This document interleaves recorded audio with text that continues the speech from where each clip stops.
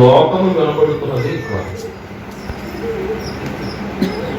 మనిషి చెవి ఎక్కువగా దేనికి అలవాటు పడిపోయిందంటే కల్పన కథల వేసి మాత్రమే ఈ చెవులు వెళ్తున్నాయి. కానీ దేవుని ప్రేరణతో ఏర్పరిచినటువంటి దేవుని వాక్యానికి మాత్రం చెవులు పని వారిగా ఈరోజు మనుషులు మారిపోతున్నటువంటి భయంకరమైన రోజుల్లో మనం బ్రతుకుతున్నాం. ఏదేమైనప్పటికీ ఇట్టి భాగ్యము మనకు దొరకడం అనేది మన అదృష్టం. ప్రతి నెలలో కూడా అన్నయ్య పిలుస్తున్నాడు అది కాదు, కానీ నాకు కూడా మీతో గడపాలన్న ఆనందం నాకు ఉంది. అంటే నేను కైకులూరు 1వ తారీఖు అనేసరికి ఆసక్తి కలిగి వస్తున్నాను. ఒకవేళ వాక్యం చెప్పడానికే అని మాత్రం దయచేసి మీరు అనుకోవద్దు. ఎందుకంటే వాక్యం ఎప్పుడూ చెబుతూ ఉంటే మనం ఎప్పటికీ దేవుని గురించి కొన్ని నేర్చుకోలేము, కొన్ని వినాలి. ఒక్కొక్క భక్తులలో ఒక్కొక్క ఆలోచన దేవుడు పొందుపరుస్తూ ఉంటాడు. చివరిగా వచ్చాడు ఆయన. అన్ని పాటలు బాగాలేదని చెప్పట్లేదు కానీ నేను ఆ చివరి పాట ఎందుకో కాస్తంత మనకి ఉత్సాహాన్ని ఇచ్చింది. అవునా కదండి, ఉత్సాహాన్ని ఇచ్చింది. అంటే ఆయన కూడా ఈరోజు రావడం కారణం అనేది ఉంది. ఆయన వచ్చి ఆ పాట పాడాలన్నది ఒక నిర్ణయం.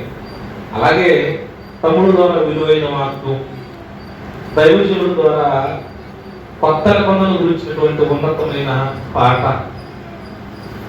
నా ముందు ప్రార్థించినటువంటి దైవదాసుల ద్వారా విలువైన విన్నపాలు, ఇలా ఒక్కొక్కటి ఒక్కొక్క అనుభవాన్ని మనకు నేర్పిస్తూనే ఉంటాయి.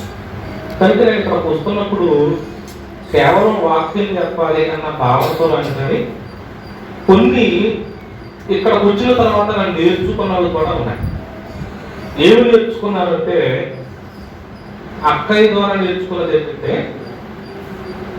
ఆవిడ టయానికి వంట చేసేస్తుంది, మరలా మా అందరి మధ్యలో కూర్చుని చక్కగా వాక్యానికి సిద్ధపడుతుంది. వాక్యం ఇప్పుడు ఇచ్చినా చెప్పగలిగే స్థితిలో అక్కుంటుంది. ఇవి చూస్తున్నప్పుడు వాక్యం చెప్పడం మాత్రమే పని కాదు, కానీ ఖచ్చితంగా మన జీవితంలో ఏం చేయాలి, పరిచర్య కూడా చేస్తూ వాక్యాన్ని చెబితే ఆత్మీయ ఆనందం చాలా గొప్పగా ఉంటుంది. కొన్ని సందర్భాలను చూస్తున్నప్పుడు రాగానే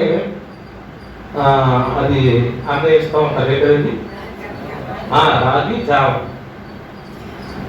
అది ఇక్కడికి వచ్చిన తర్వాత అలవాటైంది. నిజంగా తెలంగాణ అంబడి ఇక్కడికి వచ్చిన తర్వాత అలవాటైంది. నాకు అనిపిస్తున్నప్పుడు, అది తాగుతున్నప్పుడు అనిపించింది ఏంటంటే, అంటే మన మందిరానికి వస్తున్నప్పుడు కూడా ఇలాంటి ఆతిథ్యాన్ని ఖచ్చితంగా దేవుని పెట్టినట్టు మనం ఇవ్వగలగాలి. అంటే ఆతిథ్య ధర్మాన్ని కూడా ఇక్కడ నేర్చుకుంటున్నాం. అంటే అందరము కొన్ని నేర్చుకుని వెళ్తున్నాం. అందరము నేర్పించే వారు మాత్రమే కాదు, నేర్చుకోవలసిన వాళ్ళు. అవన్నీ ఎప్పుడు అంటూ ఉంటారు ఏంటంటే, చనిపోయేంత వరకు మనకు ఎవరమాట దేవుడి దగ్గర విద్యార్థులే కానీ ఉపదేశకులు ఎవరు లేరు. ఇప్పుడు కూడా నేను వాక్యం చెప్తున్నప్పుడు కొన్ని సందర్భాలు అసలు నాకు తెలియదు. నేను అనుకోని విషయాలు కూడా దేవుడు మాట్లాడుతూ ఉంటాడు. అర్థం ఏంటి? నాతో కూడా పరిశుద్ధాత్ముడు నేర్పించడానికి కొన్ని విషయాలు నాకు అనుగ్రహించాడు. అందుకే అందరము కలిసి నేర్చుకుంటే మనం పరలోక రాజ్యానికి వెళ్ళే అవకాశం ఉంటుంది. నాకు అన్నీ తెలుసు అని కూర్చుంటే ఎప్పటికీ పరలోకానికి వెళ్ళగలిగే అనుభవాలు మన జీవితంలోనికి. కనుక ఈ మధ్యాహ్న కాల సమయంలో ఒక 2 సందర్భాలు నేను మీతో పంచుకోవాలని ఆశపడతాను. ఎఫెసీయులకు రాసినటువంటి పత్రిక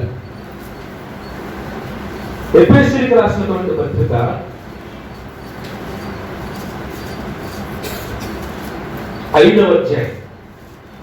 ఎఫెసీయులకు రాసినటువంటి పత్రిక 5వ అధ్యాయము 15వ వచనాన్ని జ్ఞాపకం చేసుకున్నాం.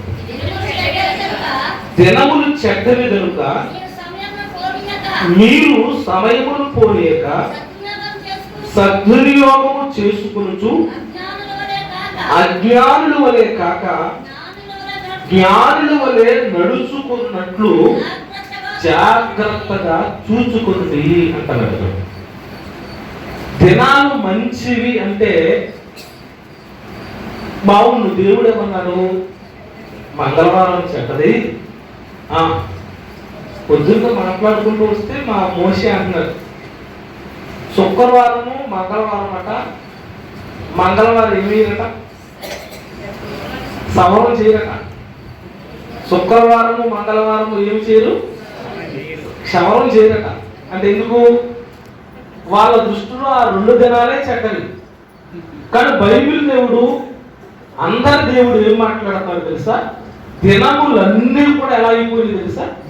చెడ్డవే. అంటే మంచి దినాల్లో మనము లేము. అపాయకరమైన మనుషులు ఉన్న దినాలు కనబడుతున్నది. మనిషి తోడేలో కూడా గమనించలేనంత భయంకరమైన దినాలు. హాస్పిటల్కి వెళ్ళినా డాక్టర్లో మోసాలే,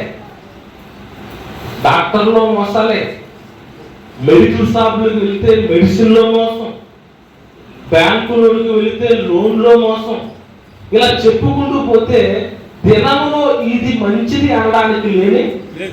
దినాలన్నీ కూడా ఎలా ఉన్నాయట? చెడ్డ దినాలుగా ఉన్నాయి. ఈ చెడ్డ దినాలలో మనం ఎలా ఉండాలని దేవుడు కోరుకుంటున్నాడు? దినములు చెడ్డవి కనుక సమయమును పోనీయక సద్వినియోగము చేసుకొనుచు అజ్ఞానుల వలె కాక జ్ఞానుల వలె నడుచుకున్నట్లు జాగ్రత్తగా చూసుకోండి. అంటే ఎవరెవరినో మనం చూస్తూ ఉంటాం, కానీ బైబిల్ ఏం చెప్తుంది తెలుసా? నిన్ను నీవు జాగ్రత్తగా చూసుకో అంటుంది. ఇలా మాటలు బైబిల్లో ఉంటున్నప్పుడు మనము ఎదుటివాడి నడకను గమనిస్తూ ఉంటాం. దేవుడు అంటున్నాడు, నీ నడత విషయంలోనే నువ్వేం కలిగి ఉంటావు తెలుసా? జాగ్రత్త కలిగి ఉండాలి, జాగ్రత్త కలిగి ఉండాలి. ఎలా జాగ్రత్త అంటే ఈయన అంటున్నాడు, దినాలు బాగోలేదు కనుక అజ్ఞానుల వలె కాక జ్ఞానుల వలె నడుచుకున్నట్లు నీవు జాగ్రత్తగా చూసుకో. అంటే నేను జ్ఞానవంతురాలుగా నడుస్తున్నానా, అజ్ఞానవంతురాలుగా నడుస్తున్నాను? నేను జ్ఞానవంతుడిగా బ్రతుకుతున్నానా, అజ్ఞానవంతుడిగా బ్రతుకుతున్నానా? నేను తెలివి గలవాడినైనా, తెలివి తక్కువ వాడినా? జ్ఞానం అంటే కదా. నేను తెలివి గలవాడినా, తెలివి తక్కువ వాడినా? ఎవరికి వాడే తెలివి గలవాడు కదా. ఈరోజు వాక్యం బాగా చెబితే ఏమనుకుంటాం? అబ్బో ఆయనకి చాలా జ్ఞానం ఎక్కువండి అంటే వాక్యం చదివితే లేక వాక్యం చెబితే జ్ఞానవంతులను బైబిల్లో ఎక్కడో కూడా లేదు. ఒక మాట చెప్పండి, బైబిల్ భక్తులు చెప్పినటువంటి వాక్శక్తితో చెప్పినటువంటి ప్రసంగాలు అసలు మన జీవితంలో ఉండవు. పేతురు గారు నిలవబడట, వాక్యం చెబితేనట 3000 మంది ఏం చేశారట? మన వాక్యం చెబితే ఒక్క రక్షణ పొందుతున్నారు, ఒక్కరు. ఇప్పుడు ఒకవేళ వాక్యం చెప్పడమే జ్ఞానవంతుల లక్షణం అంటే పేతురు గారి ముందు అసలు మన జీవితంలో ఎప్పుడు కూడా మనం సరిపోం. 14 పత్రికలు రాసి ఎన్నో ప్రాంతాల్లో సంఘాలను కట్టి వేలకు వేలగా లక్షలకు లక్షలుగా దేవుళ్ళలోకి నడిపించినటువంటి పౌలు గారి యొక్క బోధా విధానంలోకి మనం వెళ్ళగలిగితే ఎప్పుడన్నా మన జీవితంలో ఆత్మల రక్షణ మన బోధన బట్టి జరుగుతుందంటే ఈరోజు బోధగా అయిపోయింది తెలుసండి. బోధ కూడా కేసలే, అవును కదా. స్టైలు, ఫ్యాషన్ బోధలు, రకరకాల వైభోగాలతో కూడినటువంటి బోధలు, అసలు బోధన విధానం కూడా బాలేని పరిస్థితుల్లో ఈ రోజు మనం బ్రతుకుతున్నాం. ఇవన్నీ పక్కన పెడితే ఈ మధ్యాహ్న కాల సమయంలో కూర్చున్న మీతో నిలబడిన నాతో మన దేవుడు చెబుతున్న మాట ఏంటి తెలుసా? నీవు జ్ఞానవంతుడుగా నడుచుకోవడంలో ఎలా ఉండాలంట? జాగ్రత్త కలిగి ఉండాలి. అసలు మన జ్ఞానవంతులు లేదా? జ్ఞానవంతులు ఎలా ఉంటారు, వారి జీవితాలు ఎలా ఉంటాయని ఒక 2 సందర్భాలను నేను ఈరోజు త్వరగా చూపించాలని ఆశపడతాను.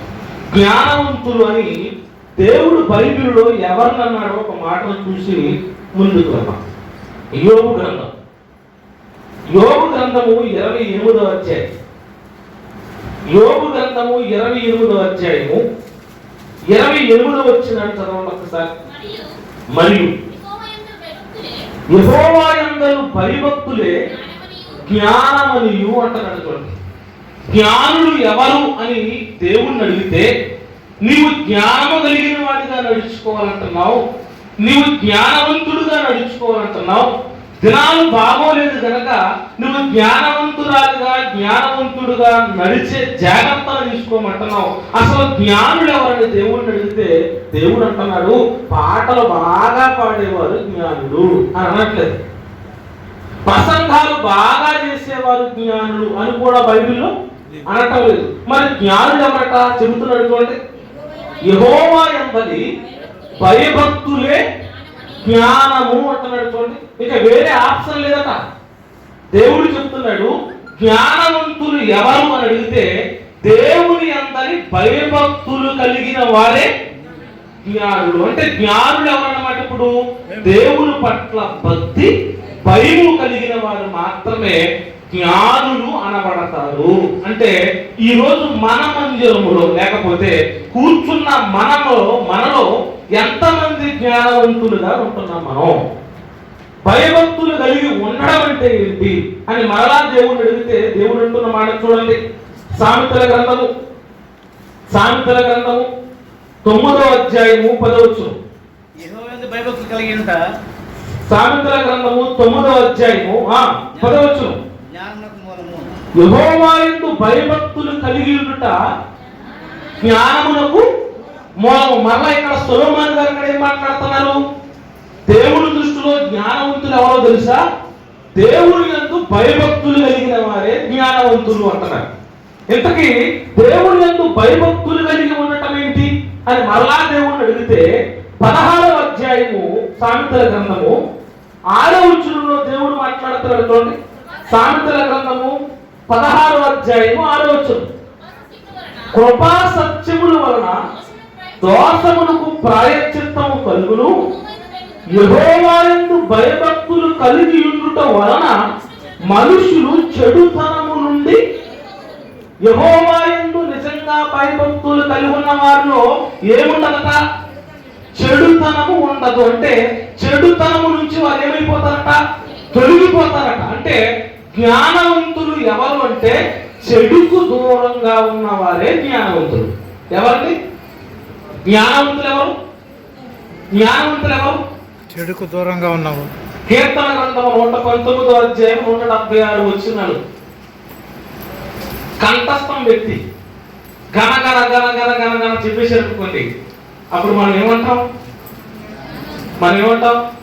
జ్ఞానవంతులు. ఆది గ్రంథము నుంచి ప్రకటన గ్రంథం వరకు ఉన్నటువంటి 66 పుస్తకాల పేర్లు గన గన గనమని చెప్పేసి అనుకోండి, వారిని మనం ఏమంటాం? జ్ఞానవంతులు. ఎవరైనా రెఫరెన్స్ కూడా చూడకుండా టక్కమంటూ రెఫరెన్స్ టు రెఫరెన్స్ తీస్తూ చక్కగా వాక్యాన్ని చెప్పుకుంటూ వెళ్ళిపోయి అతను ఏమంటాం? జ్ఞానవంతులు అంటాం. ఎన్నో పుస్తకాలు రచించి ఎన్నో పుస్తకాలు లైబ్రరీలో నింపేసాడు అనుకోండి, అతను మనం ఏమంటాం? జ్ఞానవంతుడు అంటాం. అంతే కదా? కానీ బైబిల్ అంటుంది యెహోవా యందు భయభక్తులు కలిగిన వాడే జ్ఞానవంతుడు. ఎవరు యెహోవా యందు భయభక్తులు కలిగిన వాడు అంటే చెడుతనమును విసర్జించిన వాడు అంటున్నాడు. అంటే చెడుని ఎవరైతే మానుతారో వారు దేవుని దృష్టికి ఎలా కనబడతారట? జ్ఞానవంతులుగా కనబడతారు. ఉదాహరణకి అస్సలు చదువుకోలేదండి ఒక అబ్బాయి అస్సలు చదువుకోలేదు కానీ అతను దేవుణ్ణి నమ్ముకున్నాడు. చదువుకోలేదు కానీ అతను ప్రార్థన చేస్తాడు. చదువుకోలేదు కానీ పాపము జోలికి వెళ్ళడానికి అతను ఏం చేస్తున్నాడు తెలుసా? భయపడుతూ ఉంటాడు. కానీ లోకం అతనికి గౌరవం ఇస్తుందా? మరి ఎవరికి గౌరవం ఇస్తుంది? చక్కగా నీట్గా కట్ చేసుకొని. ఈరోజు కూడా సేవకులు ఫోటో కింద ఏమి రాయాలి తెలుసండి? ఏమి రాయాలి? డిగ్రీస్ రాయాలి. ఏమి రాయాలి? డిగ్రీస్ రాయాలి. ఏమని రాయాలి? ఇప్పుడు ఈ యోసేపు గారు బిఏ ఎంఏ ఎల్ఎల్ కాటుకుంటూ అంతే కదా? ఇవన్నీ ఉంటే వెంటనే ఏమైపోతాయి? బాబు ఈయన ఎవరట? ఎల్ఎల్బి అట, లాయర్ చేసేటట్టు ఈయన ఎవరట? రిటైర్ చైర్మన్ అట, రిటైర్ ఎక్స్ ఎమ్మెల్యే అట. అంటే కింద ఏదో డిగ్రీ ఉంటే వాళ్ళని మనం వెంబడిస్తున్నాం. కానీ దేవుడు అంటున్నాడు నాకు జ్ఞానవంతులు కావాలి. ఆ జ్ఞానవంతులు ఎవరంటే చెడుతనమును విసర్జించేవారు అంటున్నాడు. చెడుతనము అంటే ఏంటి? ఒక మాట చూపిస్తా. కీర్తన గ్రంథం 34వ అధ్యాయం. కీర్తన గ్రంథము 34వ అధ్యాయము 11వ వచనం చదువుకుందాం. పిల్లలారా, మీరు వచ్చి నా మాట వినుడి, యెహోవా యందలి భయభక్తులు మీకు నేర్పెదను అంటున్నాడు. ఇప్పుడు మీరు వచ్చి నా మాట వినుడి అని చెప్తున్నాడు భక్తుడు. ఏం నేర్పుతాడట ఆయన? దేవుని పట్ల భయభక్తులు ఏంటో మీకు నేర్పిస్తాను. భయభక్తులు అంటే లోకము బైబిల్ చదవడమే అనుకుంది. భయభక్తులు అంటే లోకము బైబిల్ ప్రకటించడమే అనుకుంది. భయభక్తులు అంటే లోకము పాడి స్తుతించడమే అనుకుంది. కానీ ఇక్కడ భక్తుడు మాత్రం నేను నేర్పిస్తాను, ఒక్కసారి చూడండి అని చెప్పి నేర్పిస్తున్నాడు. ఏమి నేర్పిస్తున్నాడు చూడండి. బ్రతకగోడు వాడెవడైనా ఉన్నాడా? మేలు నొందుచు అనేక దినములు బ్రతకగోడు వాడెవడైనా ఉన్నాడా? అయితే చెబుతున్నాను ఏమంటే భయభక్తులు నేర్పిస్తున్నాను. ఏంటది? చెడ్డ మాటలు పలకకుండా నీ నాలుకను. అంటే జ్ఞానవంతుల గురించి చెబుతున్నాడు. భయభక్తులు కలిగిన బిడ్డల గురించి మాట్లాడుతున్నాడు, నేర్పిస్తున్నాడు. ఎవరు భయభక్తులు కలిగిన వారట? చెడ్డ మాటలు పలకకుండా నాలుకను కాపాడుకునేవాడట. కానీ ఈరోజు ఉదయం లేచిన కాంతి సాయంకాలం వరకు నీ నాలుగుతో చెడ్డ మాట మాట్లాడకుండా జాగ్రత్త పడగలుగుతున్నావా? నీ నాలుగు విప్పితే ఏంటట చెప్తారు చాలా మంది సేవకులు. ఏంటి? విశ్వాసులట, సంఘములో దేవదూతలట. ఎలా ఉంటారట? సంఘంలో దేవదూతలేడట. ఆ సంఘం బయటికి వెళ్ళిన తర్వాత చెప్పేటి మరి దెయ్యాలే కదా, దెయ్యాలేక అంటే సంఘంలో దూతలా ఉంటారట. అప్ప అసలు మాటలు ఎంత స్మూత్ గా ఉంటాయో. దైవజనుడు వందనాలు, ప్రైజ్ ది లార్డ్ ఇంగ్లీష్ కదా, ప్రైజ్ ది లార్డ్. సంఘంలో మన మాటలు వేరుగా ఉంటాయి. మరి బయటికి వెళ్ళిన తర్వాత అంటే కొంతమంది బాప్తిసం తీసుకుంటారు కానీ రక్షణలోకి వచ్చారు కానీ దేవుని మాటలు వింటారు కానీ వీళ్ళ నాలుగులకు అసలు అదుపేం ఉండదు. మొన్న తండ్రి గారు చెప్తున్నారు, ఒక సేవకుడు అండి, ఒక సేవకుడు లైవ్ లో ఏం చేస్తాడు తెలుసా? బూతులు తింటాడు. లైవ్ లో బూతులు తింటున్నాడు. ఎంత భయంకరమైన పరిస్థితి! సేవా జీవితానికి కలిగి ఉండవలసిన గుణమేనాది? సేవకుడిలో ఉండవలసిన లక్షణాలైనవి. అసలు చెడ్డ మాట నాలుగంట రాకూడదట. ఎప్పుడైతే అలా రాకుండా ఉంచుకుంటావో అప్పుడు నువ్వు భయభక్తులు కలిగిన వాడివి. నువ్వు మాటలోనే చిరులు చూపించేసి వాక్యాన్ని చెప్పినంత మాత్రాన నువ్వు దేవుని పట్ల భయభక్తులు కలిగిన బిడ్డవి కావు. నువ్వు జ్ఞానవంతురాలు కావు. బైబిల్ అంటది జ్ఞానవంతురాలు తన ఇంటిని, అంటే జ్ఞానవంతురాలు అంటే ఏంటనుకుంటారు మీరు?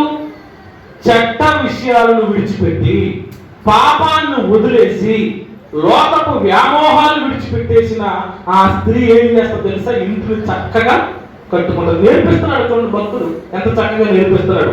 చెడ్డ మాటలు పలకకుండా నీ నాలుకను, కపటమైన మాటలు పలకకుండా నీ పెదవులను కాచుకును. ఏం చేసుకోవాలట? కాచుకోవాలట. మనం ఏం కాస్తామండి? మా నాన్న ఇంటి దగ్గర నైట్ కిచెన్ రూమ్ కి తాళం వేస్తాడు. ఏమేస్తాడు? కిచెన్ రూమ్ ఉంటుంది కదా, 2 బెడ్రూమ్లు ఉంటాయి. ఆ బెడ్రూమ్ లోకి వాళ్ళు వెళ్ళిపోతారు, మా బెడ్రూమ్ లోకి మేము వెళ్ళిపోతాం కదా. మరి కిచెన్ రూమ్ నైట్ ఎవరు పడతారు? దొంగలు పడతారు. ఇప్పుడు దానికి ఏం వేస్తాడు మా వాడు? తాళం వేస్తాడు. నేను అప్పుడప్పుడు అంటాను ఏమో తెలుసా? కాల్చుకోవలసింది ఇంటిని కాదు, మన మన నోటిని. నోటికి ఏం వేసుకోవాలంట చెప్తున్నాడు అక్కడ. నీ నోటిని కాల్చుకోవాలి. ఎలా కాల్చుకోవాలి? కపటపు మాటలు పలకకుండా మీ పెదవులను, చెడ్డ మాటలు పలకకుండా మీ నాలుకను కాచుకున్నట్టున్నటువంటి కపటపు మాట అనగానే తెలియదంటే మనకి. అంటే కపటపు మాట మనకు తెలియదా? మాట వేరు, కపటపు మాట వేరు. కపటపు మాటకి ఉన్నటువంటి వ్యత్యాసం ఏంటంటే, మాట ఎలా ఉంటది? ఇది చాలా మంచి చూడండి అంటే ఇది మాట. కపటపు మాట ఎందుకున్నారు? అయ్యగారు అంటే వెళ్ళిన తర్వాత చెప్తారు ఏమని మీకు ఏం తెలుసు ఆయన కోసం. ఇది ఒరిజినల్. ముందేంటి? వేషధారణ. ఈరోజు కపటపు మాటలు మాట్లాడిన సంఘాలు ఎక్కడున్నాయి చెప్పండి? కపటపు మాటలు మాట్లాడకుండా బ్రతుకుతున్నటువంటి విశ్వాసులు ఎక్కడ ఉన్నారు చెప్పండి? ఈరోజు ఒక వ్యక్తి కోసం అనర్గళంగా మాట్లాడేస్తావు, ఒక వ్యక్తి కోసం అనర్గళంగా ప్రకటనలు చేస్తావు. కానీ దేవుడు అంటున్నాడు, భయభక్తులు కలిగినటువంటి నాలుకలలా ఉండవు, జ్ఞానుల నాలుకలలా ఉండవు. జ్ఞానుల నాలుకలు ఏం చేస్తారు తెలుసా? కపటపు మాటలు మాట్లాడకుండా వారి నాలుకలు ఏం చేస్తారట? కాల్చుకుంటారట. యోగు గురించి దేవుడు సాక్ష్యం ఏమిస్తారు తెలుసా? ఏం సాక్ష్యం ఇస్తారని యోగు? యథార్థవంతుడు, న్యాయవంతుడు, చెడుతనమును విసర్జించిన వాడట. అంటే ఆయన ఎవరు? దేవుడి యందు భయభక్తులు కలిగిన వాడు. యోగు నిజమైన జ్ఞాని, జ్ఞానవంతుడు. అంటే ఎలా ఉంటాడంటే, ఒక యోగుడు చూడు, యోగు ఎలాంటి వాడు తెలుసా? చెడుతనాన్ని విసర్జించిన వాడు. ఎంతగా విసర్జించాడంటే ఒక్క రోజే పిల్లలు పోయారు, ఒక్క రోజే ఆస్తి పోయింది, ఒక్క రోజే తన శరీరంలో బలహీనత వచ్చి ఏర్పడింది. అన్ని పోయినప్పటికీ తన నాలుకతో ఒక్క మాటైనా దేవుడు దూషించిన వాడు కాదంటే జ్ఞానము కలిగిన వాడు, యెహోవా యందు భయభక్తులు కలిగిన వాడు అస్సలు దేవుని ఒక్క మాట కూడా అనడు. ఇవన్నీ చూస్తున్నప్పుడు అసలు మన జీవితంలో ప్రభు పట్ల భయభక్తులు కలిగిన వారిగా ఉంటున్నామా లేదా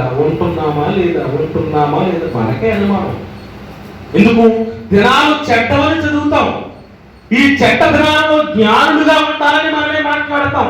కానీ ఆ జ్ఞానుల లక్షణాలు మన జీవితంలోనే కనిపించవు. ఇటు చూసిన పాపమే, కంటి చూస్తే పాపం, చెవితో చూస్తే పాపం, నోటులు చూస్తే పాపం, చేతులు చూస్తే పాపం, ఆలోచనలు చూస్తే పాపం. మందిరాన్ని విడిచిపెట్టడం, వాక్యాలు వినడం మానవు, ప్రార్థించడం మానవు. కానీ నీనా జీవితాల్లో ఏముండిపోతుందో తెలుసా? అజ్ఞానమే పెరిగిపోతుంది, పాపమే పెరిగిపోతుంది. ఎందుకు పాపం పెరిగిపోతుందంటే, తమ్ముడు ఒక మాట చూపించాడు, ఆ మాట నన్ను చాలా ఆనందపరుస్తుంది, చాలా ఆనందం. ఒక మాటను చూపించి మరలా ఇక్కడికి వస్తాను. చూడండి, ఒక మాట చూద్దాం. అంత మంచి మాటది. పేతురు గారు రాసినటువంటి మొదటి పత్రిక 4వ అధ్యాయము 1వ వచనం చదువుతాం. పేతురు గారు రాసినటువంటి మొదటి పత్రిక 4వ అధ్యాయం 1వ వచనం నుంచా, క్రీస్తు శరీరమందు శ్రమపడును గనుక మీరును అట్టి మనస్సును ఆయుధముగా ధరించుకోండి అంటాడు. జాగ్రత్తగా విన్నాం. యేసుక్రీస్తు వారు ఆయన శరీరం అంతా ఏం పడ్డాడట? శ్రమ పడ్డాడు. అవునా కదా? ఏం పడ్డాడండి? శ్రమ పడ్డాడు. మన జీవితంలో దేవుని దగ్గరకు వచ్చినప్పుడు శ్రమ అంటే ఇష్టపడతామా, మేలు అంటే ఇష్టపడతామా? మేలు అంటేనే ఇష్టపడతాం, శ్రమకి ఇష్టపడతామా? కానీ ఇక్కడ దేవుడు ఏం మాట్లాడుతున్నాడు? క్రీస్తు శరీరం అంతా ఏం పడ్డాడట? శ్రమ పడ్డాడు. మీరు కూడా ఎలాంటి మనసును కోరుకోవాలి? ప్రభువా, నా శరీరం అందు కూడా నేను ఏం పడాలో తెలుసా? శ్రమే పడాలి. ఎందుకు శ్రమ పడాలని కోరుకుంటున్నాడు దేవుడు? కానీ దేవుడికి అప్పుడప్పుడు చాలా మంది అంటూ ఉంటారు, దేవుడు అంట సైకో అంట. ఏంటంట? సైకో అంట. మనుషులంట శ్రమపరిచట ఆయన అక్కడ ఆనందిస్తారట. మానవ బొమ్మలను చేసట ఈ బొమ్మలు కొట్టుకుంటా ఉంటే ఆయన అక్కడ ఏం చేస్తారట? ఆనందిస్తారట. అంటే దైవం అర్థం కాకపోతే మౌనంగా ఉండాలి తప్ప లేనిపోని మాటలు దైవాన్ని గురించి మాట్లాడకూడదు. ఇక్కడ దేవుడు చెప్పిన మాట మనకు అర్థమైతే ఎంత అమూల్యమైన ఆలోచన దేవుడు మనలో పుట్టిస్తాడో మనకు అర్థం కావాలి. శ్రమ ఎందుకు పడాలంటున్నాడు తెలుసా? అసలు శరీరం ముందు శ్రమ పడటం వల్ల వచ్చే లాభం ఏంటో తెలుసా? చెబుతున్నాడు, నేను చదువుతాను, మీరు జాగ్రత్తగా వినండి. శరీర విషయంలో శ్రమ పడిన వారు శరీరమందు జీవించు మిగిలిన కాలము ఇక మీదట మనుజాసలను అనుసరించి నడుచుకొనక దేవుని ఇష్టానుసారముగానే నడుచుకున్నట్లు పాపముతో జోలికనేమీ లేక, అంటే పాపముతో సహవాసం. జోలి అంటే ఏంటి? సహవాసం. పాపముతో సహవాసం మనం చేయకూడదంటే మన శరీరం ముందు ఏం పడాలట? శ్రమ పడాలంటే శరీరం ముందు శ్రమ పడిన వాడు పాపం చేయడా? చేయడు, పాపము చేయడు. శరీరం ముందు శ్రమ పడిన వాడికి పాపము చేయాలన్న ఆలోచన ఉండదు. అందుకే బైబిల్ గ్రంథంలో అంటాడు, కిన్నమైన ముఖము హృదయమును ఏం పరుస్తుందట? హృదయాన్ని గుణపరిచే ముఖం ఏంటి? కిన్నమైన ముఖం. అంటే శ్రమ అనేది మన జీవితంలో ఎందుకు వస్తుందంటే నీవు పాపముతో సహవాసము చెయ్యకుండా. ఉదాహరణకి ఎవరికన్నా భయంకరమైనటువంటి బలహీనత ఏర్పడిందండి. ఆ బలహీనత ఏర్పడినటువంటి ఆ రోగి దగ్గరికి వెళ్ళి ఒక భయంకరమైనటువంటి పాపపు సినిమా పెట్టామనుకోండి, చూస్తానికి ఇష్టపడతాడా? మొన్ననే అగ్రహారంగా ఒక 5 రోజులు అవుతుంది. 5 రోజుల క్రితం 2 రోజులు అవుతుంది. 2 రోజుల క్రితం ఒక ఆయన చనిపోయాడు. హాస్పిటల్ ఏలూరు తీసుకెళ్లారు. ఏలూరు హాస్పిటల్లో ఆయన చనిపోయాడు. ఈ 2 రోజుల క్రితం చనిపోయిన ఈయన వారం రోజుల క్రితం ఏం తీసుకున్నాడు తెలుసా? బాప్తిసం తీసుకున్నాడు. వారం రోజుల క్రితం బాప్తిసం తీసుకున్నాడు. వారం గడిచేసరికి ఏమైపోయాడు? అతను చనిపోయాడు. ఎందుకు చనిపోయాడు అని ఆరాధించి అడిగినప్పుడు జరిగింది ఏంటంటే, ఆయనకి కిడ్నీలో ఏదో ఇన్ఫెక్షన్ వచ్చిందట. ఈ బాధను భరిస్తున్నటువంటి ఆయన దగ్గరికి ఒక సేవకుడు వెళ్ళి చెప్తున్నాడట, ఏంటి? దేహము నిజమైనది కాదు, మరణం ఎప్పుడైనా మనిషికి రావచ్చు, దయచేసి బాప్తిసం తీసుకో. ఇప్పటి వరకు తిరగవలసిన తిరుగుడు తిరిగేశావు, ఇప్పటి వరకు బ్రతకవలసిన బ్రతుకు బ్రతికేశావు, ఇప్పటి వరకు నీచమైనవన్నీ చేసేసావు. ఇప్పుడు కూడా నీ జీవితం మార్చుకోకపోతే నువ్వు చనిపోతే ఎక్కడికి వెళ్ళిపోతావు అని చెప్పినప్పుడు ఆ బాధ తనని ఎక్కడికి నడిపించిందో తెలుసా? మందిరము వైపుకు నడిపించింది. శ్రమ తనని ఎక్కడికి నడిపించిందో తెలుసా? పాపం దగ్గరికి నడిపించలేదు, పుణ్య కార్యక్రమం వైపు నడిపించింది. వెంటనే బాప్తిసం తీసుకున్నాడు. వారం దినాల తర్వాత ఆయన జీవితం ముగించుకుని లోకాన్ని విడిచి వెళ్ళిపోయాడు. అంటే శ్రమ ఎప్పుడు మనిషికి ఏం చేస్తాడు తెలుసా? మేలు చేస్తాడు. దేవుడు అందుకే శ్రమ ఉండాలని కోరుకున్నాడు మన జీవితాల్లో. అప్పుడప్పుడు మనం మాట్లాడుతూ ఉంటాం, మరక మంచిదే. ఎందుకు మంచిది చెప్పండి? ఎందుకు? సర్ఫెక్షన్ ఉందట. అంటే సర్ఫెక్షన్ ఉంటే మరకలన్నీ చేసుకుందాం. ఇప్పుడు వైట్ షర్ట్ వేసుకుని వచ్చాడు, ఇక నేను ఏం చేయాలి? ఇప్పుడు ఇంటి దగ్గర మా అమ్మ సర్ఫెక్షన్ పెట్టింది కాబట్టి ఇక్కడ దొల్లేయాలన్నమాట. మరక మంచిదే, సర్ఫెక్షన్ ఉందన్నట్టుగా మరక మంచిదో కాదో నాకు తెలియదు, కానీ క్రైస్తవ జీవితానికి మాత్రం శ్రమ మంచిది. ఎందుకు శ్రమ మంచిదంటే, శ్రమ కలిగినప్పుడు మన జీవితం గుణపరచబడుతుంది. దేవుడు అంటున్నాడు, మన జీవితంలో ఖచ్చితంగా జ్ఞానవంతుడిగా నడిచే లక్షణం రావాలి. ఎందుకు జ్ఞానం అంటే దేవుడు చెప్తున్నాడు, పాపమును వదలాలంటే మనం భయభక్తులు కలిగి జీవించాలి. భయభక్తులు కలిగి ఉండడం అంటే ఏంటి తెలుసా? భయభక్తులు కలిగి ఉండడం అంటే ఏంటి? చెడుతనమును విసర్జించడం. చెడుతనము ఎలా పోతుందా ఇక్కడ చెప్తున్నాడు. పాపముతో జోలి మనకు ఉండకూడదంటే శ్రమను మన జీవితంలోనికి మనము ఆహ్వానించాలంటే, శ్రమ వచ్చినప్పుడు మాత్రమే పాపపు సహవాసం ఏమైపోతుంది? కట్ చేయబడుతుంది. నాకు శ్రమ వద్దంటే నువ్వు పాపాన్ని మానవు. తెలుసండి, పాపం ఎక్కువగా ఎవరు చేస్తారనుకున్నారండి? ఎక్కువగా సుఖాలు అనిపించేవారు. చూడండి, మీరు ఏ లోటు లేకుండా సుఖాలు అనిపిస్తున్నారు అనుకోండి, వాళ్ళ బైబిల్ చదవాలని ఉండదు, దేవుని మందిరానికి రావాలని ఉండదు, వాక్యం దగ్గరికి రారు, మందిరానికి రారు. ఎందుకు? సుఖము. ఈ సుఖం ఏమనిపిస్తుంది అంటే మనకు అవసరమా భక్తి అనిపిస్తుంది. అదే శ్రమ వస్తే, అదే బాధ వస్తే, అదే ఇబ్బంది వస్తే, అదే కష్టం వస్తే. ఉదాహరణ ఒక విషయం చెప్తాను, బైబిల్లో నుంచి ఒక సందర్భం. ఇశ్రాయేలీయులు ఒక చిన్నది దాస్యపు పని నిమిత్తం ఎక్కడికి వెళ్ళిపోయింది? నయమాను ఇంటికి వెళ్ళింది. సిరియా దేశంలో ఉన్నటువంటి సైన్యాధిపతి ఇంటికి వెళ్ళింది. ఎందుకు వెళ్ళింది? దాస్యపు పని చేయడానికి. మనము దాస్యపు పని చేస్తున్నామన్నది కాదు, కానీ ఆ దాస్యపు పని అని ఆయన చూస్తున్నాడు. కానీ నయమాను రక్షణలోకి నడిపించిన చిన్నదెవరో తెలుసా? ఆ దాసురాలే, ఆ చిన్నదే. ఈ దాస్యపు పని చేసే చిన్నది సిరియా దేశానికి వెళ్ళింది. నయమాను ఒక వార్త చెబుతుంది. ఏంటో వార్త తెలుసా? యజమానుడితో మాట్లాడుతుంది. మా దేశం ముందు ఒక ప్రవక్త ఉన్నాడు, ఆ ప్రవక్త దగ్గరికి వెళితే ఖచ్చితంగా నీ రోగము నయమవుతుందని చెప్పగానే వెంటనే ఆ వార్త విన్న అతను పరుగు పరుగున వచ్చాడు. ఇక జరిగిన కార్యక్రమం అంతా మీకు తెలుసు. మొత్తానికి ఆ మాట విన్నాడు. మాట ప్రకారం 7 సార్లు మునిగాడు. తన శరీరము చక్కటి శరీరముగా, బాలుడి శరీరముగా మారిపోయినప్పుడు వెంటనే నయమాను అంటున్న మాట తెలుసా? ఇశ్రాయేలీయుల దేవుడే నిజమైన. రోగం ఒకవేళ నయమానికి రాకపోతే ఆయన దేవుడి దగ్గరికి. అంటే శ్రమ ఆయన జీవితంలోనికి మేలుకొచ్చిందా కీడుకొచ్చిందా చెప్పండి? మేలుకే. నయమాన్ ఒకవేళ కుష్టు రావడం వల్ల బాధపడి ఉంటాడు, నయమాన్ ఒకవేళ రోగం రావడం వల్ల బాధపడి ఉంటాడు. ఆ బాధ తనను ఎక్కడికి తీసుకొచ్చిందంటే ఒక పవిత్ర, ఒక చిన్నది ఇచ్చినటువంటి సలహా మేరకు ఇశ్రాయేలు దేశంలో ఉన్నటువంటి సర్వోన్నతుడైన సైన్యములకు అధిపతినటువంటి యెహోవా దేవుని దగ్గరికి తీసుకుని రాగలిగిందంటే శ్రమ దేవుని దగ్గరికి ఖచ్చితంగా మనల్ని తీసుకొస్తుంది. ఈ మధ్యాహ్న కాల సమయంలో నేను మీతో చెప్పేది చెప్పనా, మనము చెడుతనమును విసర్జించాలంటే ఖచ్చితంగా మన జీవితంలోకి ఏమి రావాలి? శ్రమ రావాలి. ఇక్కడ కూర్చున్న సేవకులందరిని అడగండి, ఎప్పుడు కూడా ఎక్కడికి వెళ్ళి అడుగుతారు, ఏ సేవకుల కుటుంబంలోనైనా నాకు శ్రమ లేదు అని చెప్పమన్న వాళ్ళు, నాకు శ్రమ లేదు అన్న మాట చెప్పగలరండి? నా కుటుంబంలో శ్రమ లేదు అని చెప్పగలరా? లేదు. ఎందుకంటే క్రైస్తవ జీవితంలోనికి ఆటోమేటిక్ ఏమొస్తుంది తెలుసా? శ్రమ వస్తుంది. అందుకే బాప్తిసం తీసుకోగానే చాలా మందికి ఏమైపోతుంది తెలుసా? శ్రమల్లో వెళ్తూ ఉంటారు, శ్రమల్లోకి వెళ్తూ ఉంటారు. నాకు అనిపిస్తూ ఉంటుంది, నేను ప్రారంభంలో దేవుళ్ళలోకి వచ్చినప్పుడు ఇలా దేవుళ్ళలోకి వచ్చానో లేదో మా నాన్న మందిరానికి కలిసేవాడు కాదు, మా నాన్న త్రాగుబోతు, మా నాన్న కోడి పందానికి వెళ్ళేవాడు, మా నాన్న పేకాట ఆడేవాడు. ఆయన దేవుడి దగ్గరికి నన్ను వెళ్ళనిచ్చేవాడు కాదు.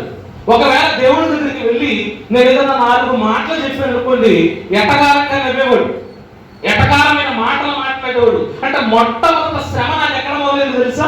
నా కుటుంబం నుంచే మొదలైంది, నా కుటుంబం నుంచే మొదలైంది. ఒక ఆయన అంటున్నాడు, నేను రక్షణ పొందిన తర్వాత నా సొంత ఇంట్లో అంటున్న మాట తెలుసా, వీడంతా భీమ్ పాస్టర్ అయ్యాడట. ఏం పాస్టర్? భీమ్ పాస్టర్. అంటే అర్థం ఏంటి? పాస్టర్లకు ఏమొస్తుంది? బియ్యం వస్తుంది. అంటే ఇప్పుడు ఏ పాస్టరుడు? బియ్యం పాస్టర్. ఆయన మాట అన్నప్పుడు నేను నిజంగానే దేవుడు నమ్ముకున్నాడు కదా, నేను బియ్యం కోసం ఏమి రాలేదే, నేను ధనం కోసం ఏమి రాలేదే, పరలోక రాజ్యము అర్థమైంది నాకు, నా పాప స్థితి నాకు అర్థమైంది, నేను దేవుళ్ళకి వస్తే ఎలా అంటున్నారు ఏంటని చాలా సిగ్గుపడిన దినాలు కూడా నా జీవితాల్లో ఉన్నాయి. కానీ అప్పుడు అర్థం కాలేదు. కానీ రాను రాను రాను రాను రాను రాను దైవజనుల మాటలు వింటూ వాక్యం చదువుతున్నప్పుడు ప్రతి శ్రమ నా జీవితంలో ఒక ఆధ్యాత్మిక మెట్టెక్కించింది తప్ప నన్ను దిగజార్చినటువంటి పరిస్థితి ఏమీ లేదు. ఎప్పటికీ కూడా నా జీవితంలో శ్రమలు ఉంటూనే ఉంటాయి. కానీ ప్రతి శ్రమ నాకు ఏమి నేర్పిస్తుంది తెలుసా? ఒక పాఠం నేర్పిస్తూ ఉంటది, ఒక అనుభవాన్ని నేర్పిస్తూ ఉంటది, ఒక ఆధ్యాత్మిక విలువను నేర్పిస్తూ ఉంటది. అంటే ఒక క్రైస్తవ బిడ్డ పరలోక రాజ్యానికి వెళ్ళాలి అంటే ఖచ్చితంగా చెడును విసర్జించాలి. చెడును విసర్జించడానికి దేవుడు చేసే గొప్ప కార్యక్రమమే శ్రమలు మన జీవితంలోనికి అనుమతించడం. మనం ప్రార్థన చేస్తాం కదా, ఏమని ప్రార్థన చేస్తాం? ప్రభువా, నేను పాపము చేయకుండా నా జీవితమును కాపాడు. అయితే ఇప్పుడు ఏం చేయాలి? తన్ని పాపము చేయకుండా ఇతని జీవితం కాపాడబడాలంటే ఇతను ఎక్కడికి వెళ్ళాలి? శ్రమలోనికి వెళ్ళాలి. ఒక్కొక్క శ్రమ ఒక్కొక్క అనుభవం, ఒక్కొక్క శ్రమ ఒక్కొక్క మెట్టెక్కిస్తుంది. అందుకే క్రైస్తవులు సిగ్గుపడకూడదట. ఏ విషయంలో? శ్రమల విషయంలో సిగ్గుపడకూడదు. నేను పరిశుద్ధాత్మను కలిగిన పెట్టని అని సంతోషంగా ఉండాలి. ఆ మాటలు నాకు చూపిస్తారు కదా, అక్కడ చదువుతాం చూడండి. పేతురు రాసినటువంటి మొదటి పత్రిక 4వ అధ్యాయంలో, మొదటి పత్రిక 4వ అధ్యాయంలో 13వ వచనం దగ్గరికి వచ్చేసరికి చెప్తున్నాడు చూడండి. క్రీస్తు మహిమ బయలుపరచబడినప్పుడు మీరు మహా ఆనందముతో సంతోషించు నిమిత్తము క్రీస్తు శ్రమలలో మీరు పాలువారైనంతగా సంతోషించుడి. క్రీస్తు నామము నిమిత్తం మీరు నిందల పాలైన మహిమా స్వరూపైన ఆత్మ అనగా దేవుని ఆత్మ మీ మీద నిలుచుచున్నాడు కనుక. అని నిందలు వస్తున్నప్పుడు, శ్రమలు వస్తున్నప్పుడు అట్ట మనం గ్రహించాలట. ఏంటి గ్రహించాలి? నా మీద ఎవరు నిలుచున్నారు తెలుసా?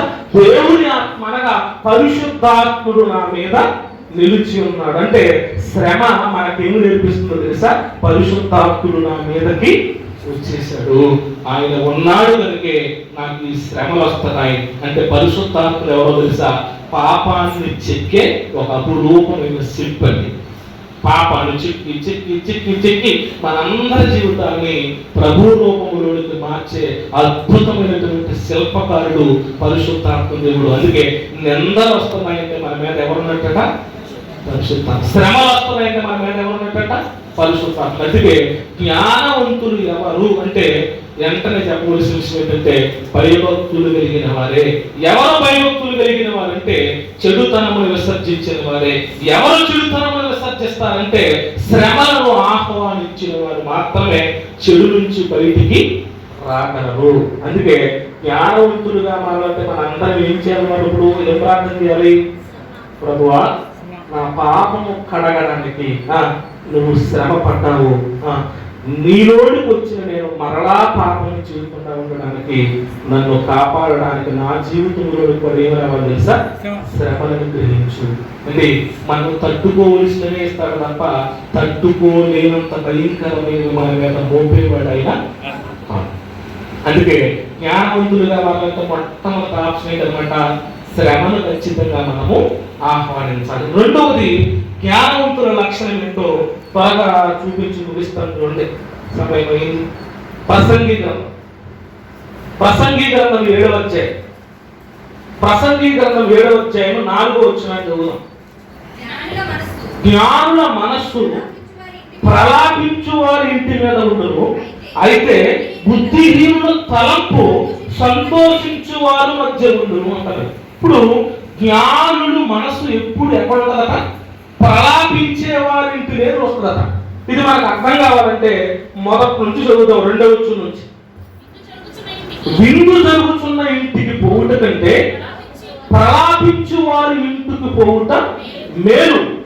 ఏలయనగా మరణము అందరికీ వచ్చును. ఇక్కడ 2 ఇళ్ళ గురించి మాట్లాడుతున్నాడు. ఒక ఇల్లు ఏంటట? విందు జరిగే ఇల్లు. రెండో ఇల్లు ఏంటి? ప్రలాపించేవారు ఇల్లు. విందు జరిగే ఇల్లు ఉంది, ప్రలాపించేవారు ఇల్లు ఉంది. ఇందులో ఏ ఇంటికి వెళితే మనకు మేలు వస్తుంది అంటే దేవుడు అంటున్నాడు, ప్రలాపించే వారి ఇంటికి వెళితే నీకేం దొరుకుతుంది? మేలు దొరుకుతుంది. ఇక్కడ రాసే ఒక మాట ఏముంది? యాకోబు రాసిన పత్రిక 4వ అధ్యాయము 7వ వచనం కానీ 17వ వచనం. 17వ వచనంలో ఒక మాట ఉంటుంది. ఏమనుంటది? కాబట్టి మేలైనది చేయలేరు, అలాగూ చేయని వారికి ఏం కలుగుతుంది? పాపం కలుగుతుంది. ఇప్పుడు మేలైనది చేయలేని అంటున్నాడు. మేలంటే ఏంటో చెప్తున్నాడు ఇక్కడ. విందు జరుగు ఇంటికి వెళితే మేలుంటదా? ప్రలాపించే వారి ఇంటికి వెళితే మేలుంటదా? ప్రలాపించే వారి ఇంటికి వెళితేనే మేలుంటది. జ్ఞానుల మనసంతా ఎప్పుడు ఎక్కడికి వెళ్ళాలనుకుంటారట? ప్రలాపించే వారి ఇంటికే వెళ్ళాలనుకుంటారు. కానీ బుద్ధిహీనులు ఎక్కడికి వెళ్ళాలనుకుంటారట? విందుల చోటుకే వెళ్ళాలనుకుంటారు. ఒక మాట చెప్తారు ఇక్కడ కూర్చున్న వారిని, వేరే కానట్లేదు. ఏంటి? చావుకు భయపడేవారు ఉన్నారా లేదా? ఊళ్ళో ఎవరైనా చనిపోతే, దేవుని బిడ్డలుగా ఊళ్ళో ఎవరైనా చనిపోతే పరుగు పరుగున అక్కడికి వెళ్ళాలనుకుంటావా? లేక ముందు నీకు టక్కన ఏం గుర్తొస్తారు? కొంతమంది అంటారండి, శవాసన ఏం పడదట, దేవుడికి ఏమవుదట? పడదట. శవాసనే పడదట. అంటే శవం దగ్గర అగరబత్తులు ఇవన్నీ పెడతా ఉంటారు కదా, ఈ వాసన దేవుడికి ఏం కదట? పడదట. కొంతమంది అండి మహానుభావులు ఉంటారు, రోడ్డు మీద ఆ శవాన్ని ఇలా మోసుకొస్తా ఉంటే అంత దూరం ఉండగానే ఇక్కడ కట్టేసుకుంటాడు, బండి అలా పక్కన పెట్టేస్తాడు. ఎందుకు పెట్టేస్తాడు? శవం ఎదురుగానట ఏమొస్తుందట? కీడట. ఏమొస్తుంది? కీడు వస్తుందా? అంటే కీడ. శవం దగ్గరికి వెళితే శవమే నీకు బోధ చేస్తుందని చెప్తున్నాడు. శవం దగ్గరికి వెళితే అంటే బైబిల్ చదువుతున్నప్పుడు ఎంత ఆశ్చర్యమైందంటే, నువ్వు కడుపు నిండే చోటుకి వెళ్ళకూడదట. మరి ఏం చేయాలి? బుద్ధి నిండే చోటుకి వెళ్ళాలట, బ్రెయిన్ నిండే చోటుకి వెళ్ళాలట. అంటే శవం దగ్గరికి వెళ్తే ఒక బోధ చేస్తుంది. ఆ మల్లెపూలు జల్లుతున్న సందర్భం, ఆ మరవారాలు జరుగుతున్న సందర్భం, ఆ డబ్బులు జరుగుతున్నటువంటి ఆ పరిస్థితి నీకు ఒక నేర్పిస్తున్న శవం మనతో మాట్లాడుతుందంటే ఏమో తెలుసా? ఒక్కరోజు ఖచ్చితంగా నిన్ను కూడా ఇలానే పడుకోబెడతారు. ఇప్పుడు నువ్వు నడుస్తున్నావు కదా, ఒకరోజు నడవు, నలుగురు నిన్ను మోసుకెళ్తారు. ఈ రోజు నువ్వు చక్కటి వస్త్రాలు కట్టుకున్నావు కదా, నువ్వు ఒక రోజు నిన్ను కూడా ఏం చేస్తా తెలుసా? పాడిపోయిన పడుకోబెట్టి నిన్ను కూడా నాకులా తాళ్ళుతో పెట్టేస్తారు, తెల్లటి వస్త్రాన్ని నీకు చుట్టేస్తారు. నువ్వు చక్కగా సెంటు కొట్టుకుంటూ వెళ్తున్నావు కదా, ఆ రోజు సెంటు కొట్టడం ఉండదు, సెంటు పక్కన కొట్టి నీ మీద పోసేస్తారు, పౌడర్లు పోసేస్తూ ఉంటారు. నలుగురు మోసుకెళ్తూ రోడ్ల మీద వెళ్తూ ఉంటారు, పూలు చల్లుతారు, మరవరాలు చల్లుతారు. ఆ శవం నీకు చెప్తుంది తెలుసా, నువ్వు ఎంత విర్రవీగినా ఏదో ఒక రోజు నన్ను సమాజం నుంచి దూరంగా తీసుకుపోతున్నారో నిన్ను కూడా సమాజం నుంచి దూరంగా విసిరేస్తారు, అంటే శవం బాగు చేస్తారు. కానీ ఈరోజు మనం ఎక్కడికి ఎక్కువగా వెళ్తామంటే విందు విందు విందు విందు విందు, చనిపోయిన చోటుకు వెళ్ళడానికే భయపడతారండి. వీళ్ళ గురించి భయపడడం మనకు తెలుసా, బుద్ధిహీనుడు నీవు, బుద్ధిహీనురాలు నీవు, బుద్ధివంతుడు కాదు నువ్వు, జ్ఞానవంతురాలు కాదు నువ్వు నిజముగా జ్ఞానవంతురాలు అయితే చనిపోయిన చోటుకి వెళ్ళాలి. నువ్వు సంతోషాన్ని ఎప్పుడు కోరుకుంటావేంటి, విందుని ఎప్పుడు కోరుకుంటావేంటి? ఒక్కసారి శవం ఉన్న చోటుకు వెళ్ళు, అందరూ మౌనముగా ఉన్నటువంటి వాతావరణం, మౌనముగా ఉన్నటువంటి ఆ పరిస్థితుల్లో అక్కడ ఏడుస్తున్నటువంటి ఆ ఏడుపుల కోల, ఆ కేకలు, ఆ కన్నీరు, ఆ మొఖాలలో వికారమైనటువంటి పరిస్థితులు. అక్కడ అందమైన చీరలు కట్టుకునే వారు కనిపించరు, అందమైన వస్త్రాలు కట్టుకునే వారు కనిపించరు. అక్కడ విందులు ఉండవు, వినోదాలు ఉండవు. అక్కడ అంతా కూడా భయంకరమైనటువంటి వాతావరణం. ఆ వాతావరణంలో ఒక మనిషి శవాన్ని తీసుకెళ్లి ఒక ఐస్ బాక్స్ లో పెడతా ఉంటారు. ఐస్ బాక్స్ లో అతను కదలడు.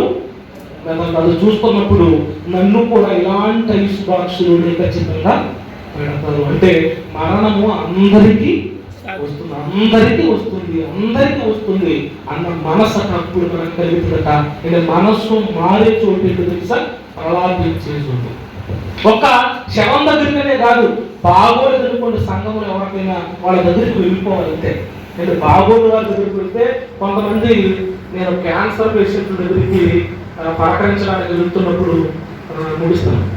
క్యాన్సర్ పేషెంట్ల దగ్గరికి పలకరించడానికి వెళ్తున్నప్పుడు వాళ్ళ మంచాల మీద కుట్టుకుంటూ ఉంటారు, తెలుసు, కుట్టుకుంటారు. అంటే క్యాన్సర్ చాలా భయంకరమైన వ్యాధి. అది ఏదో త్రాగుడు తాగుతున్నవాడు, ఖైరాలు తింటున్నవాడు, సిగరెట్లు తాగుతున్నవాడికి వస్తుందని అనుకుంటున్నామేమో. ప్లాస్టిక్ బాటిల్లో వాటర్ తాగే వారికి కూడా వస్తుందట.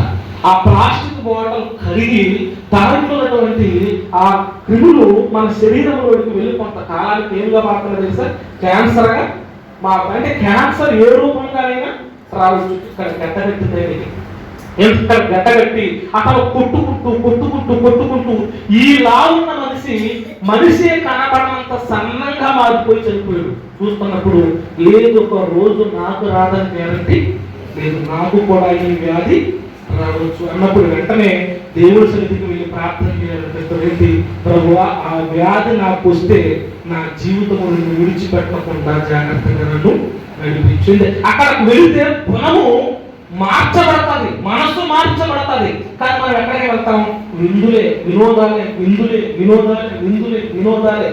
నాకు అనిపిస్తుంది ప్రలాపించే చోటుకు వెళ్ళడం వల్ల ఏం జరుగుతుంది తెలుసా, మేలు కలుగుతుంది. ఆ మాట చదువుతున్నప్పుడు మేలైనది చెయ్యలేదు, అలాగూ చేయని వాడికి పాపం కలుగుతుంది. అందుకే తెస్సలోనికీయులకు రాసిన పత్రికలో కూడా ఒక మాట ఉంటుంది చూడండి, అది కూడా చూద్దాం ఒకసారి. మొదటి తెస్సలోనికీయులకు రాసినటువంటి పత్రిక 5వ అధ్యాయం 19వ వచనం. 5వ అధ్యాయం 19వ వచనం.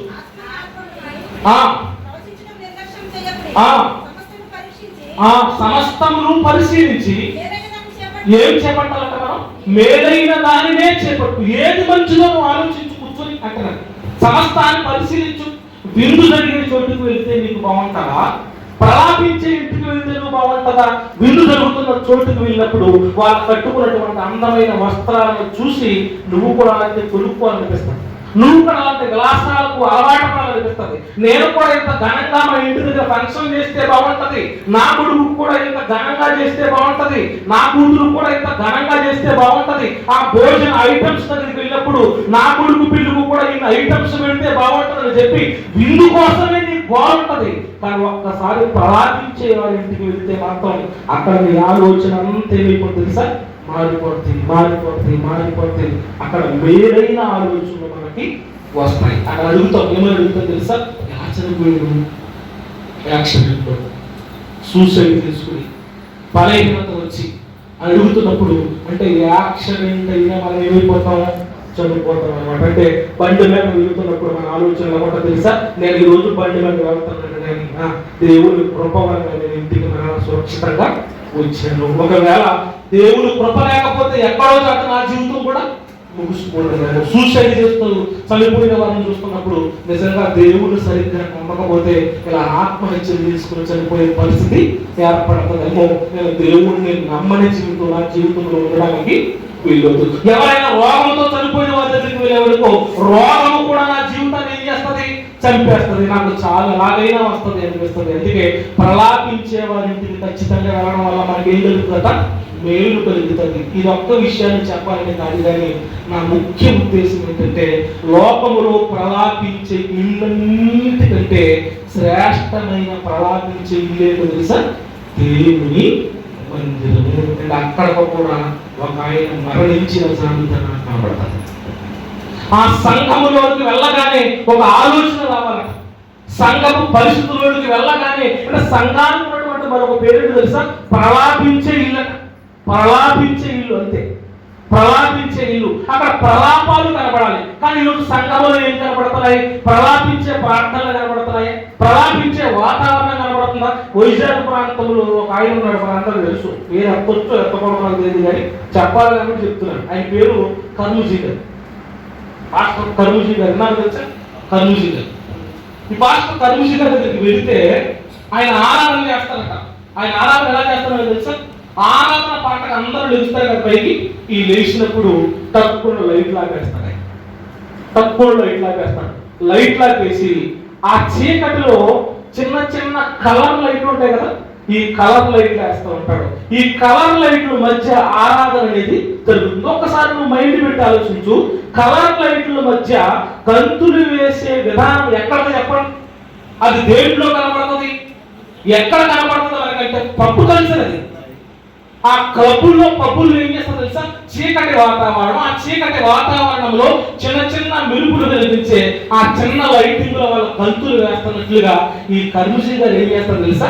ఆ లైట్లన్నీ ఆపేసి ఆరాధనగానే ఆ చిన్న చిన్న కలర్ లైట్లు వేసుకుని గంతులు వేస్తారట. ఆ కలర్ లైట్లు చూస్తున్నప్పుడు ఎవరికన్నా రక్షణ ఆలోచన వస్తుందా? ఎక్కడన్నా మారుమనసు ఆలోచన వస్తుందా? అసలు సంఘం అంటే ప్రలాపించే ఇల్లు. యేసుక్రీస్తు అనే ఒక మహనీయుడు నా కోసం చనిపోయాడు. అతను యాక్సిడెంట్ లో చనిపోవచ్చు, అతను సూసైడ్ చేసి చనిపోవచ్చు, ఒక ఆయన రోగంలో చనిపోవచ్చు. కానీ యేసుక్రీస్తు వారు ఎందుకు చనిపోయాడంటే వెంటనే వచ్చే ఆన్సర్ ఏంటో తెలుసా? యేసుక్రీస్తు నా పాపము కోసమే చనిపోయాడు, నాకు ప్రాయశ్చిత్తముగా రక్తాన్ని కార్చడం కోసమే చనిపోయినప్పుడు వెంటనే నా పాపము ఈయన సిరివేసింది, నా పాపం ఈయన గాయపరిచింది, నా పాపం ఈయన రక్తము కార్చేలా చేసింది, నా పాపం ఆ శరీరాన్ని దున్నబడేలా చేసిందని చెప్పి గుండెలు బాదుకుని ప్రలాపించే స్థలాన్ని కూడా ఈరోజు ఎలా చేసేది తెలుసా? ప్రలాపాలు లేవు, కేవలం కేకలు గంతులు, కేకలు గంతులు. అంటే పరిశుద్ధాత్ముడు అంటేనే విరిగిపోయింది ఈరోజు తెలుసా మీకు? పరిశుద్ధాత్మ దేవుడి గురించే విరుగుడు పోగొట్టేశారు. పరిశుద్ధాత్ముడు వస్తే కేకలు వేస్తున్నారు, గంతులు వేస్తున్నారు, కింద ఉన్నటువంటి బైబిల్ నొక్కేస్తున్నారు. కానీ పరిశుద్ధాత్ముడు వస్తే బైబిల్ మన జీవితంలో నింపడానికి ఆలోచిస్తాడు తప్ప బైబిల్ తొక్కించేవాడు పరిశుద్ధాత్ముడు కాదు. ఒక మాట చెప్పడం, పరిశుద్ధాత్ముడు మన యందు ఉంటే ఏం జరుగుతుందో కూడా ఒక మాట చూపించి ముగిస్తాను చూడండి. జకర్యా గ్రంథము 12వ అధ్యాయం. జకర్యా గ్రంథము 12వ అధ్యాయము. జకర్యా గ్రంథము 12వ అధ్యాయం 10వ.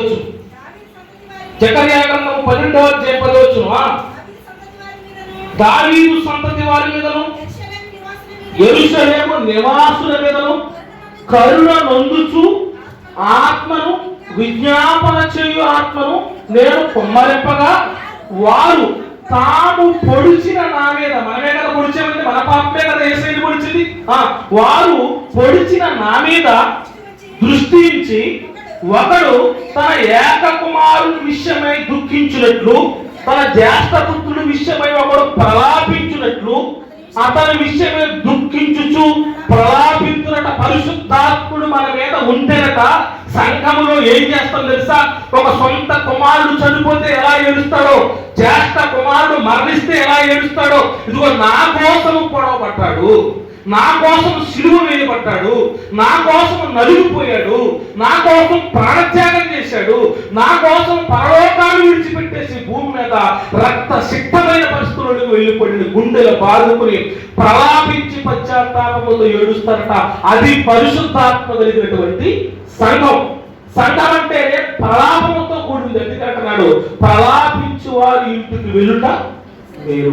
ఆదివారం వచ్చేసరికి ఫంక్షన్ అంటే మానే అంటే మనం ఆదివారం అనేసరికి ఎక్కడన్నా విందు ప్రోగ్రాలు జరుగుతుంటే మానేయాలి. ఎందుకంటే మన విందు చోటుకు వెళ్ళడం మేలు కాదు, ప్రలాపించే ఇంటికి వెళ్ళాలి. ఆదివారం ప్రలాపించే ఇంటికి వెళితే అక్కడ నా యేసు నాదుడి గురించి గొప్ప గొప్ప విషయాలు తెలుస్తాయి. ఆయన నా కోసం మరణించిన విధానం తెలుస్తుంది. ఆయన నా కోసం ఎలా చనిపోయిన తెలుస్తుంది. ఇంత ఘోర పాపులు ఎందుకు ప్రేమించాడో తెలుస్తుంది. ఏ అర్హత లేని నన్ను ఎందుకు ఎన్నుకున్నాడో తెలుస్తుంది. ఈ లోకంలో నా బ్రతుకు ఎంత పాపిష్టమైనప్పటికీ నన్ను పరలోక రాజ్య వైభవాన్ని చేయడానికి నా కొరకు దిగు వచ్చినటువంటి నా యేసు త్యాగం అర్థమవుతుంది. అక్కడికి నేను వెళ్ళాలని గుండెలు బాదుకుని ప్రలాపించే చోటుకి ఈరోజు మందిరానికి రావట్లేదు. విందులు వినోదాలు అందుకే అంటున్నాడు దేవుడు, విందు జరుగుతున్న చోటుకి వెళ్ళుట కంటే ప్రలాపించి వారి ఇంటికి వెళ్ళుట మేలు. ఈరోజు సంఘంలో కూడా ఈరోజు ఉందని మాట్లాడట్లేదు, కానీ ఈరోజు కూడా సంఘంలో ఎక్కువగా పెరిగిపోయి ఏంటనుకుంటారు? ఏం పెరిగిపోయి? విందులే కదా. విందులు కదా. విందు లేకపోతే ఎవరు రావట్లేదట? విందు లేకపోతే ఎవరు రావట్లేదట? పెళ్ళిలోనట చిందు ఉండాలట, విందు ఉండాలట, మందు ఉండాలట. ఇది పెళ్లి కదా. చిందు, విందు, మందు. మరి ఇక్కడ సంఘాలలో మందిరాల్లో ఆత్మ సంబంధమైన విందు కోసం వచ్చేవారు ఉన్నారా? ప్రలాపించే ఇంటికి వెళ్ళి అయ్యో నా కోసం చనిపోయినటువంటి నా రక్షకుడి కోసం ప్రలాపించాలన్న ప్రలాపించే విజ్ఞాపన ఆత్మ కలిగి వచ్చిన వారు ఉన్నారా? బైబిల్ చదువుతున్నప్పుడు ఎవరు జ్ఞానులు అంటే బైబిల్ అంటుంది ప్రలాపించి వారి ఇంటికి వెళ్ళేవారే జ్ఞానులు. నువ్వు మందిరానికి మానకూడదు, నువ్వు ప్రార్థనకు మానకూడదు, సంఘంలో ఏ కార్యక్రమానికి నువ్వు మానకూడదు. అట్టి అవకాశం నీ బ్రతుకి నా బ్రతుకి కలిగి ఉండడం దేవుడిచ్చినటువంటి అదృష్టం దేవుని పెట్టాలి. కనుక ఎప్పుడు కూడా మనం జ్ఞానవంతులుగా ఉండాలి తప్ప అజ్ఞానులుగా ఉండడానికి వీలు లేదు. జ్ఞానవంతుడు చెడు విసర్జిస్తాడు, జ్ఞానవంతుడు విలాపించే ఇంటికే వెళతాడు. మరణించిన వారింటికి వెళ్ళాలి. దానికంటే ప్రాముఖ్యమైనటువంటి విలాపించే ఇల్లు ఏంటంటే సంఘము. సంఘము నీ జీవితంలో మారడానికి వీలు లేదు. సంఘములో ఒక సభ్యుడుగా నువ్వు చేరేవంటే అది నీ అదృష్టంలో నా అదృష్టం. అందుకే సంఘ జీవితం అంటేనే మనకు దేవుడు ఇచ్చినటువంటి గొప్ప భాగ్యం అండి. సంఘం మారినటువంటి రోజు మన జీవితాల్లో ఉండకూడదు. ఆదివారము అసలు హాజరు కాని రోజే ఉండకూడదు తెలుసండి. ఆదివారం సెలవు అంతే. నాకు అనిపిస్తూ ఉంటది మన భారతదేశానికి ఆదివారం సెలవు దినాన్ని దేవుడు ఇచ్చాడు. ఆదివారం అంటే ఎన్నుకున్నాము మన యేసయ్య పునరుద్ధానుడై లేచిన రోజు ప్రభు దినం అంటారు బైబిల్లో. ప్రభు దినం అని ఉంటది. అంటే ఆదివారానికి దేవుడు పెట్టిన పేరు తెలుసా? ప్రభు దినం. అంటే ఆదివారానికి మనం కూడా ఏం పేరు పెట్టాలి? ప్రభు దినం. ఇది ప్రభు దినం. నా కొరకు మరణించిన వాడు లేచిన రోజు, నా పాపాలను పరిహరించిన రోజు, నన్ను పరలోక రాజ్యానికి మార్గాన్ని ఏర్పరిచిన రోజు, త్వరలోనే నా యేసయ్య భూమి మీదకి రాబోతున్నాడు, ఆ రోజు కొరకు ఎదురు చూడటానికి నేను సిద్ధపడే రోజు అని చెప్పి ఆదివారానికి అందరం సిద్ధపాటు కలిగి వస్తాం. చూసావా? వారిని జ్ఞానులు అంటున్నారు. అందుకే జ్ఞానులు అంటే చెడుని విసర్జించాలి, జ్ఞానులు అంటే ప్రలాపించే ఇంటికి వెళ్ళాలి. ఇంకా చాలా విషయాలు ఉన్నాయి. అవకాశం ఉంటే దేవుని మహాకృప మనకు తోడే ఉంటే మరొకసారి మాట్లాడుకుందాం. తల మనసు అంటే చిన్న ప్రార్థన చేసుకుని ముగించుకుందాం. ప్రార్థన